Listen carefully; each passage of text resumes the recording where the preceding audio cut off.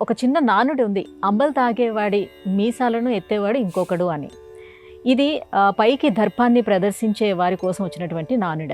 ఇందులో ఉన్నటువంటి చమత్కారం ఏంటి? మీరే అందులో వివరణ కూడా చెప్పారు.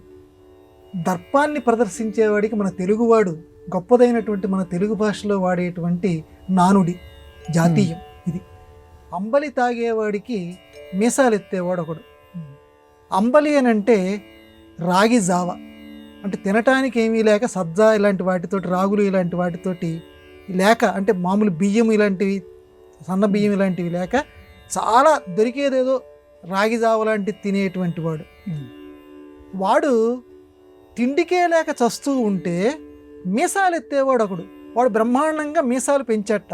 ఇదివరకటి రోజుల్లో బొగ్గ మీసాలు అని ఉండేవి, అంటే ఇంత పొడుగు మీసాలు ఉండేవి, ఇంత పొడుగు మీసాలు. ఈ మీసాలు ఏంటంటే అదొక ప్రతిష్ఠ కింద తీసేవారు. దోసమటం చెరింగియును దుందుడు గొప్పగా పెంచినారమీ మీసము, రెండు భాషలకును కవీంద్రులమని తిరుపతి వెంకట కవులు ఆధునిక కాలంలో చెప్పారు.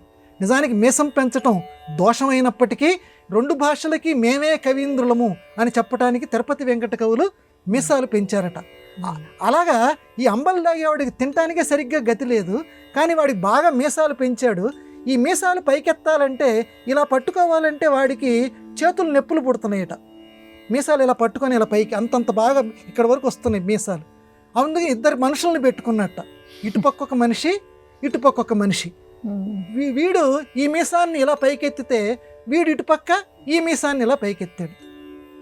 దాన్ని చూసి మన తెలుగువాడు వెక్కిరింత కింద, ఒరే నీకు తినటానికే ఠికానా లేదు, మీసాలు ఎత్తడానికి ఇద్దరిని మనం పెట్టుకున్నావా, వాళ్ళకి జీతాలు ఇవ్వద్దురా, వాళ్ళకి డబ్బులు ఇవ్వద్దురా అంటే లేనిపోని దర్పాన్ని ప్రదర్శించుకోవడానికి లోకంలో అప్పులు చేసైనా సరే, అంటే ఆధునిక సమాజంలో కూడా ఎంత చక్కగా ఈ జాతీయం వెక్కిరిస్తుందో చూడండి.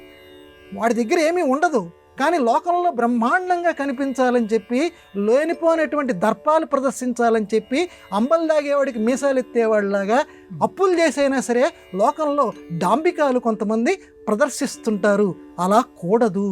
మన సంస్కృతి చక్కగా ఈ సామెతల ద్వారా హెచ్చరిక చేస్తోంది. మన ధర్మం ఈ రకంగా ప్రబోధం చేస్తోంది. తిండికి లేదు, ఆ విషయంలో నువ్వు చక్కగా దేవుడికి నమస్కారం, నువ్వు పూర్వజన్మలో ఇట్లా పెట్టలేదేమో, ఇట్లా పెట్టినటువంటి వాడికి ఇలా ఉండేటువంటి చెయ్యి అవకాశం ఉండదు. పూర్వజన్మలో ఇలా ఇవ్వగలిగితే ఈ జన్మలో ఇలా చెయ్యి ఉండదు.